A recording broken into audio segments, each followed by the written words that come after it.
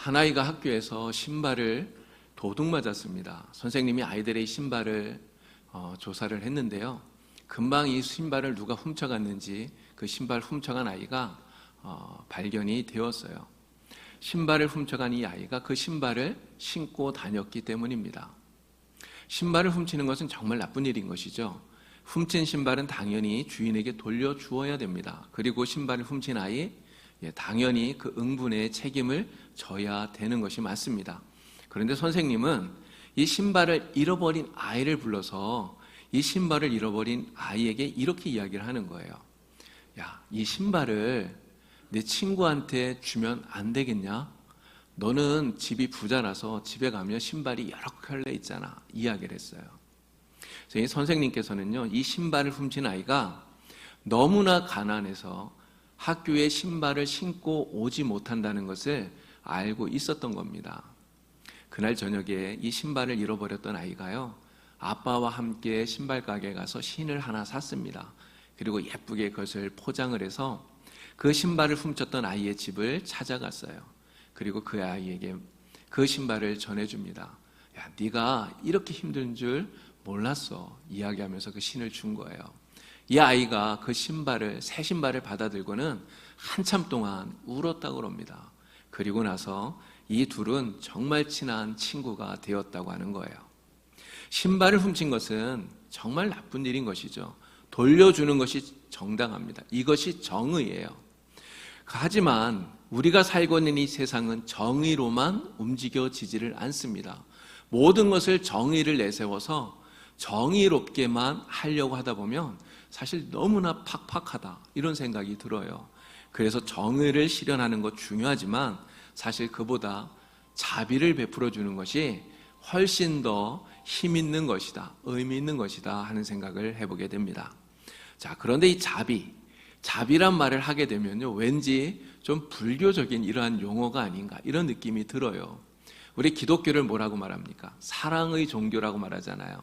근데 불교는 자기들이 자비의 종교, 이렇게 이야기합니다. 그래서 이 자비에다가 다 대자를 이렇게 붙여서 부처님이 대자대비하시다, 이런 이야기도 많이 하죠.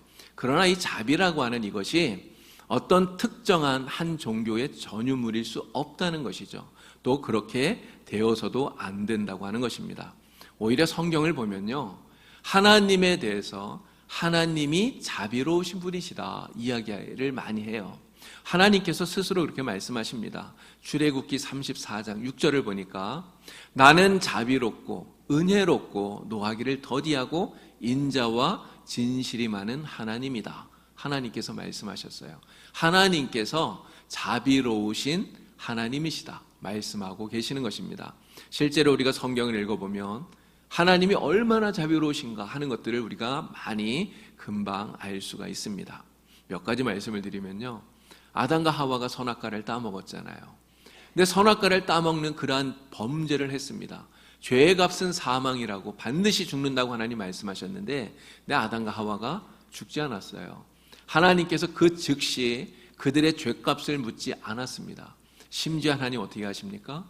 그들이 벌거벗고 있었는데 무화과 나무 잎으로 그들의 그 부끄러움을 가리고 있었는데 하나님께서 짐승을 잡아서 그 짐승의 가죽으로 그들에게 그 부끄러움을 가려주시는 이런 모습을 우리가 보게 되는 것이죠. 가인은 동생 아벨을 죽이지 않았습니까? 비록 살인자이지만 하나님께서는 그에게 표를 주셔요.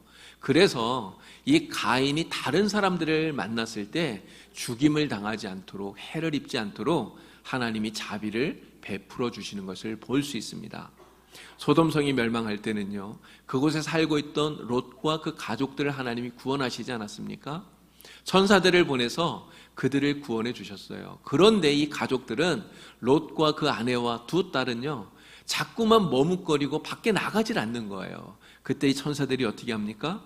그들의 손을 잡아서 성 밖으로 이끌어내요. 그냥 가만히 내버려 두면 죽을 수밖에 없다는 것을 알기 때문에 억지로라도 손을 잡아서 이끌어내는 거예요. 하나님의 큰 자비가 그들에게 있었다는 것을 우리는 알 수 있는 것입니다. 누가복음 15장을 보면 탕자의 비유가 나와요. 둘째 아들이 아버지의 재산을 미리 받아서 먼 타국에 가서 허랑방탕하면서 그것을 다 써버리지 않습니까?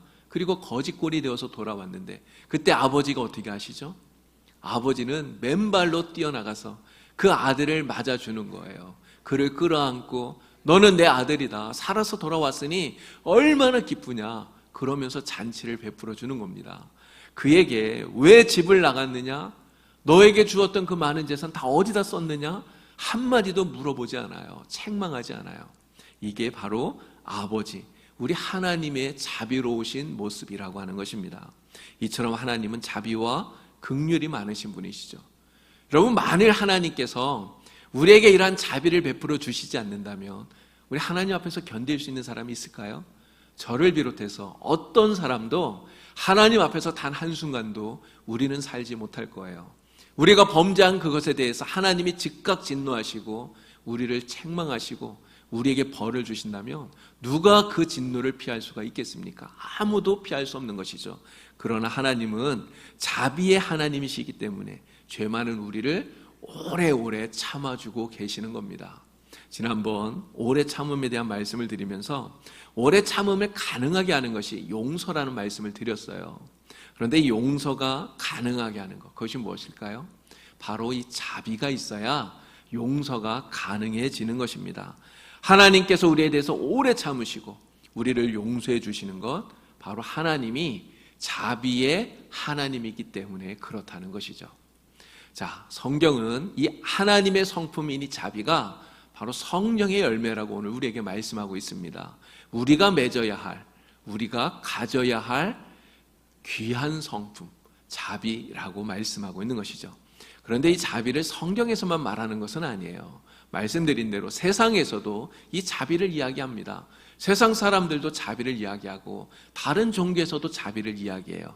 자, 그러면 세상에서 말하는 이 자비와 성경에서 말하고 있는 성령의 열매로서의 이 자비, 과연 무엇이 다른가 하는 것입니다. 국어사전을 찾아봤어요. 자비가 무슨 뜻인가? 국어사전에서는 이렇게 표현을 합니다. 남을 깊이 사랑하고 가엾게 여김, 또는 그렇게 여겨서 베푸는 혜택, 이렇게 국어사전에서는 풀이를 해놓았더라고요. 그래서 쉽게 말하면 이 자비라는 것, 세상에서 말하는 자비라는 것은요, 불쌍한 마음이 들어서 도와주는 것, 이렇게 말할 수 있겠습니다. 우리가 TV를 보면요, 가끔 유니세프나 또 굿네이버스 이런 단체에서 후원 광고하는 것을 보게 돼요. 근데 그 광고를 보면 정말 열악한 형편에 있는 정말 불쌍한 사람들이 이런 여러 가지 상황들, 형편들, 이런 것들을 찍어서 보여주잖아요. 근데 그거 이렇게 보고 있으면 진짜 마음이 아픕니다. 야, 너무 불쌍하다 이런 생각이 들어요. 그래서 많은 사람들이 그런 광고를 보면서 그들에게 후원을 하죠. 이러한 것들이 다 자비를 베푸는 것입니다. 자, 그런데 여러분 생각해 보세요. 우리가 이렇게 자비를 베풀 때 그 불쌍한 마음을 갖는 그 주체는 누구이죠? 바로 내가 그러한 불쌍한 마음을 갖는 겁니다. 그래서 자기 자신이 이러한 불쌍한 마음이 들면 자비를 베풀 수도 있고요. 근데 불쌍한 마음이 들지 않으면 그러면 자비를 베풀지 않는 거예요. 세상에서의 이 자비라고 하는 것은 바로 나의 감정과 의지가 중심이 되는 자비라고 하는 것입니다. 그러나 성경에서 말하는 이 성령의 열매인 자비는 나의 감정, 나의 의지가 그 중심에 있는 것이 아니라는 거예요. 그 내 감정과 의지에 의해서 베푸는 동정이 아니라고 하는 것입니다. 성령께서 우리의 마음에 들어오셔서 우리에게 불쌍히 여기는 마음을 갖게 만드셔요. 우리가 긍휼히 여기는 마음을 갖도록 성령님이 우리의 마음을 움직여 주시고 바꾸어 주시는 것입니다. 그래서 성령이 우리의 마음을 움직여 주셔서 성령이 주시는 이 긍휼히 여기는 마음을 가지고 도와주는 것, 이것이 바로 성경이 말하는 성령의 열매인 자비라고 하는 것이죠. 그래서 성령의 열매인 이 자비는 그 중심이 내가 아니라 성령님이라고 하는 것, 이것이 세상의 자비와 다른 차이라고 하는 것입니다. 그래서 성령의 열매인 이 자비가 우리 안에 있으면요, 사실 우리가 불쌍히 여기지 않을 수 있는 사람은 아무도 없다는 거예요. 우리가 자비를 베풀지 못할 사람은 없다고 하는 것입니다. 세상 사람들은 아무에게나 자비를 베풀어 주지 않아요. 내가 미워하는 사람에게 자비를 베풀까요? 여러분, 내가 싫어하는 사람에게 자비를 베풀겠습니까? 그렇게 하지 않아요. 나에게 해코지 하는 사람, 여러분, 그들에게 자비를 베풀겠어요? 그렇게 하지 않습니다. 철저히 그냥 내가 불쌍한 마음이 들 때 그러한 사람들에게만 자비를 베푼다는 거예요. 그러나 성령이 우리 안에 계셔서 우리의 마음을 만져주시고 우리의 마음을 움직여주시면 우리는 그 누구에게라도 자비를 베풀게 됩니다. 심지어는 원수까지라도 불쌍히 여기고 자비를 베풀게 된다고 하는 거예요. 우리는 그렇게 할 수 없지만 성령께서 우리 안에 계셔서 우리의 마음을 움직여 주시기 때문에 우리가 그러한 자비를 베풀게 되는 것입니다. 우리가 이렇게 성령이 주시는 긍휼히 여기는 마음으로 자비를 베푸는 것, 사실 이것은 주님의 명령이에요. 주님께서 우리에게 명령하신 것입니다. 세상 사람들은 불쌍한 마음이 들어도 자비를 베풀지 않을 수 있어요. 자비를 베풀거나 베풀지 않거나 이건 다 자기 마음입니다. 내가 자비를 베풀지 않는다고 해서 뭐라고 할 사람 아무도 없어요. 그러나 예수를 믿는 우리들에게 있어서 이 자비를 베푸는 것은 해도 그만 안 해도 그만 그런 일이 아니라는 것이죠. 반드시 해야 되는 일이라고 하는 것입니다. 왜 그렇습니까? 주님이 우리에게 그렇게 하라고 명령하셨기 때문이에요. 예수님께서 누가복음 10장에서 선한 사마리아인의 비유를 들려주셨습니다. 강도 만난 이웃을 보고도 그냥 지나쳐버린 제사장과 레인, 그리고 그를 불쌍히 여겨서 가까이 가서 그를 치료해주고 그리고 그를 여관에 데려다주고 자기의 비용까지 들이면서 그를 돌보아 주었던 사마리아 사람. 예수님께서 이렇게 묻습니다. 누가 이 강도 만난 사람의 이웃이냐? 여러분, 누가 이 강도 만난 사람의 이웃입니까?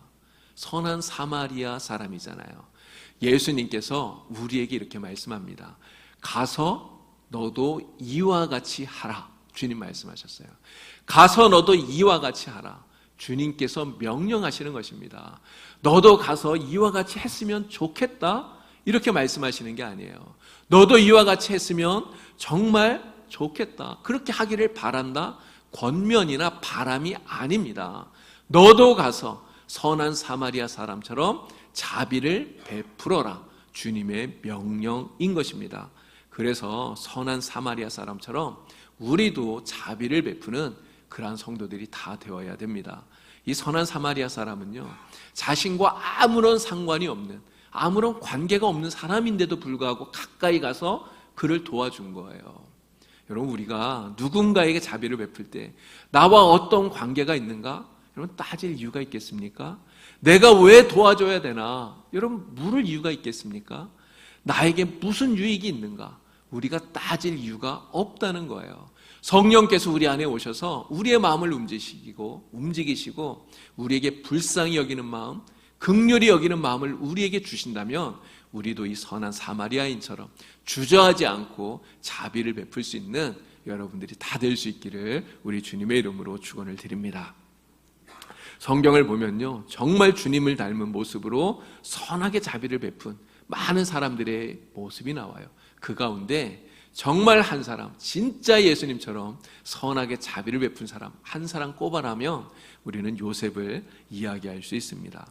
여러분, 요셉의 이야기는 사실 너무나 많이 이야기해서 여러분들도 이 요셉의 이야기는 너무나 잘 알고 있기 때문에 사실 이 요셉의 이야기를 더 이상 말씀드릴 필요도 없겠다, 이런 생각도 들어요.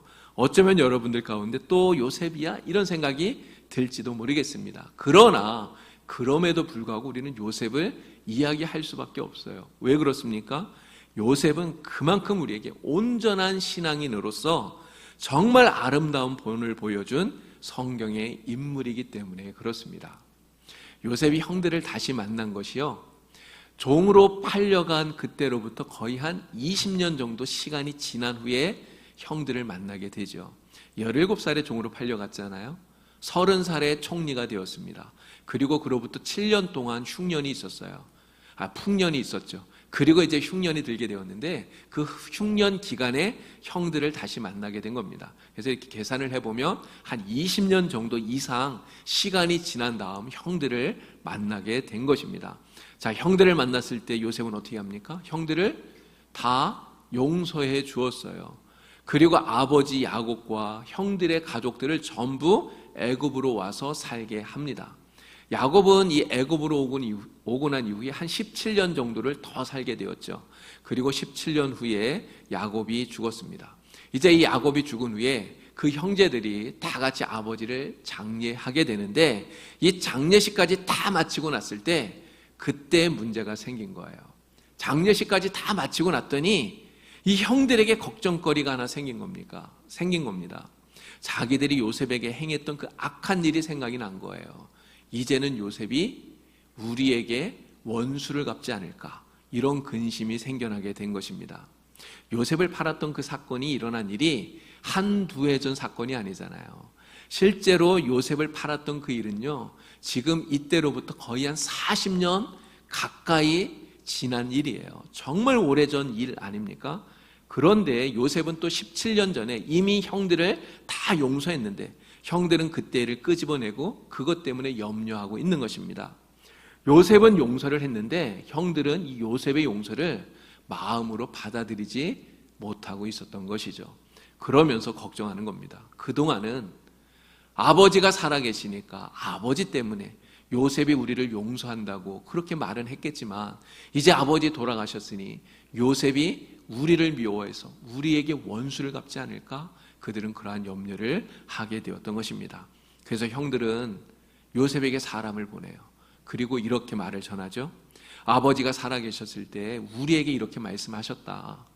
아버지가 말씀하시기를, 야 요셉아, 비록 내 형들이 너에게 악을 행했을지라도 너는 내 형들의 허물과 죄를 용서해 주어라.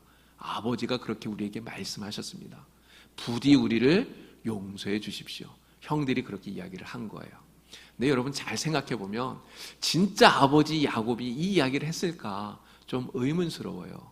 만약에 아버지인 야곱이 이렇게 요셉에게 형들을 용서하라고, 원수 갚지 말라고 이야기를 하고 싶었다면 야곱이 죽기 전에 아들들 다 모아서 축복하지 않았습니까? 그렇게 축복할 때 그때 이야기해도 되었을 건데 요셉에게 직접 이야기하지 않고 형들에게 이야기를 했다는 것이 좀 의문스럽기는 해요. 어쩌면 형들이 이 말은 만들어낸 말일지도 모르겠습니다. 어쨌든 형들은 요셉에게 형들을 용서하라고 하는 아버지의 말을 전하고, 그리고 동생 요셉 앞에 와서 다 같이 엎드려서 우리는 당신의 종입니다, 그렇게 말하고 있는 거예요. 동생 요셉이 옛날에 그 일 때문에 자기들을 미워해서 원수를 갚지 않을까 정말 두려운 마음으로 벌벌 떨면서 동생 요셉 앞에 와서 엎드려서 자비를 구하고 있다고 하는 거예요. 요셉은 그런 형들에게 자비를 베풀지 않습니까? 형들을 진심으로 용서하고 받아들여줘요. 그러나 여러분, 요셉이라고 해서 형들이 밉지 않았겠습니까? 요셉도 형들이 원망스러운 그런 마음이 있었을 거예요. 형들이 지금 와서 자기 앞에 엎드려서 우리를 용서해 달라고, 아버지가 용서해 주라고 이야기했다고 그렇게 이야기하는 그 형들을 보면서 아마 요셉의 머릿속에 그 13년 동안 종으로서, 노예로서 그 고난을 당했던 그 시간들이 떠올랐을지 모릅니다. 어쩌면 요셉은 형들에게 이런 원망의 말을 하고 싶었을지 몰라요. 아니 형들, 도대체 그때 왜 그랬느냐고, 왜 내가 그렇게 살려달라고 간절하게 그렇게 외칠 때 내 목소리를 왜 외면했느냐고 요셉은 말하고 싶었을지 모릅니다. 그러나 요셉은 형들에게 그런 말 한마디도 하지 않아요. 원망의 말을 하지 않는다는 것입니다. 하나님께서 요셉의 마음을 만져주시고, 그리고 요셉의 마음을 움직여주시고, 그의 안에 있었을 그 모든 원통함, 그 한들, 이러한 모든 것들을 성령께서 다 녹여주셨기 때문에 그래요. 그러한 것들을 다 녹여주셨기 때문에 그 앞에 와서 엎드려 있는 이 형들을 보는 이 요셉의 마음에는 원망과 분노가 아니라 오히려 불쌍히 여기는 마음, 긍휼히 여기는 마음으로만 가득 차고 있었다는 것이죠. 그래서 요셉은 형들에게 자비를 베풉니다. 그들을 진심으로 용서하고 받아들여 주는 거예요. 두려워하지 말라고 요셉이 계속 이야기하잖아요. 두려워하지 마소서 이야기합니다. 그리고 그들을 위로합니다. 형들과 형들의 가족을 내가 지금까지 돌본 것처럼 앞으로도 내가 계속 돌보겠다고 미래를 약속해 주면서 형들을 위로해 주고 있는 자비를 베풀어 주고 있는 요셉을 볼 수가 있습니다. 오늘 우리도 이렇게 요셉처럼 자비를 베풀어 주는 그러한 성도들이 다 되어야 된다는 것이죠. 이것이 바로 주님의 명령이기 때문입니다. 그런데 우리가 이렇게 자비를 베풀 때 정말 중요한 것이 있어요. 17절 말씀을 보니까 요셉이 형들의 말을 들었을 때 어떻게 했다고 그럽니까? 울었대요. 눈물을 흘렸다는 것 아닙니까? 눈물을 흘리면서 형들을 보는 거예요. 또 21절을 보니까 형들을 간곡한 말로 위로했대요. 간곡한 말로 위로하였더라. 요셉은 형들에게 자비를 베푸는 데 있어서 눈물을 흘리면서 간곡한 위로로 자비를 베풀고 있는 것입니다. 자기 속에 있는 원수 갖고 싶은 마음 다 녹이고 미워하는 마음 다 녹여버리고 진심으로 불쌍히 여기고 긍휼히 여기면서 눈물을 흘리면서 따뜻한 위로의 말로 자비를 베풀고 있다는 것이죠. 오늘 우리가 자비를 베풀 때 바로 이것이 우리에게 필요한 것입니다. 진심 어린 마음, 그리고 그 마음에서 우러나오는 진심 어린 행동, 이것으로 우리가 자비를 베풀어야, 그래야 그것이 하나님이 기뻐하시는 성령의 열매인 자비라는 것입니다. 사람들은 거리를 지나가다가 구걸을 하고 있는 거지를 보면 적선을 해요. 어떤 사람은 동전 하나 던져주고요, 어떤 사람은 1,000원짜리 지폐 하나 던져줍니다. 좀 마음이 넓은 사람은 10,000원짜리를 주기도 하겠죠. 그러나 사람들은요, 그렇게 그 사람을 불쌍히 여기면서 적선을 해도 그냥 돈은 주지만 마음은 주지 않아요. 그러나 마음을 주지 않으면 그것은 성령의 열매인 자비가 아니라는 것입니다. 그래서 자비는 행동도 중요하지만 마음이 정말 중요해요. 정말 불쌍하게 여기고 긍휼히 여기는 마음, 그 마음이 우리 안에 있어야 된다는 것입니다. 여러분, 정말 불쌍히 여기고 진짜 긍휼히 여기는 마음, 그 마음을 누가 주십니까? 바로 우리 안에 계시는 성령님께서 우리에게 주시는 거예요. 성령께서 우리 안에 내주하셔서 우리가 불쌍히 여길 수 있도록, 긍휼히 여길 수 있도록 그 마음을 주시는 것입니다. 우리가 성령이 주시는 그 마음으로 우리의 이웃을 불쌍히 여기고 긍휼히 여기고 그들을 위로하고 도와줄 때, 바로 그때 성령의 열매인 자비가 우리에게서 실천되는 줄로 믿습니다. 1930년대 미국 뉴욕의 한 재판정에서 이러한 일이 있었다고 합니다. 한 남루한 옷차림의 할머니가 재판을 받으러 들어왔어요. 이 할머니는 사위가 실직하고는 집을 나가버렸어요. 근데 딸은 병이 들었습니다. 손녀들이 있는데 이 손녀들을 먹여 살릴 수 있는 사람이 없어요. 할머니가 이 손녀들을 자기가 이렇게 거들고 있었는데요. 그런데 하루는 음식과 돈이 다 떨어진 거예요. 이 손녀들에게 먹일 수 있는 것이 아무것도 없었어요. 아침부터 굶은 이 할머니가 그냥 거리로 나와서 아무 생각 없이 거리를 걷다가 제과점 간판을 보고는 그냥 자석에 이끌리듯이 그냥 그 안에 들어가서 몰래 빵 한 덩어리를 훔쳐서 나오다가 주인에게 발각이 된 겁니다. 그래서 이 할머니는 절도죄 현행범으로 잡혀서 즉결 재판에 회부가 되었던 거죠. 그래서 재판을 받게 된 겁니다. 판사가 이 할머니에게 $10의 벌금형을 선고를 했어요. 당시 이 미국은 대공황을 겪던 그러한 시대였기 때문에 굉장히 어려운 시대였다고 합니다. 그래서 이 할머니에게 $10는 정말 어마어마한, 너무나 큰 벌금형이었던 거죠. 그런데 이 벌금형을 선고한 이 판사가 이렇게 이야기를 하는 거예요. 여러분, 법에는 예외가 없습니다. 아무리 사정이 딱해도 죄를 지었으면 벌금을 내야 됩니다. 그렇지만 이 가난한 할머니가 굶주리는 손녀들을 먹이기 위해서 빵을 훔쳐야 하는 이 비정한 도시에 살고 있는 사람들에게도 가난한 사람을 돌보지 않은 죄가 있습니다. 저는 그동안 좋은 음식을 먹은 저 자신에게 벌금 $10를 선고합니다. 저의 벌금으로 이 할머니의 벌금을 대신 내겠습니다.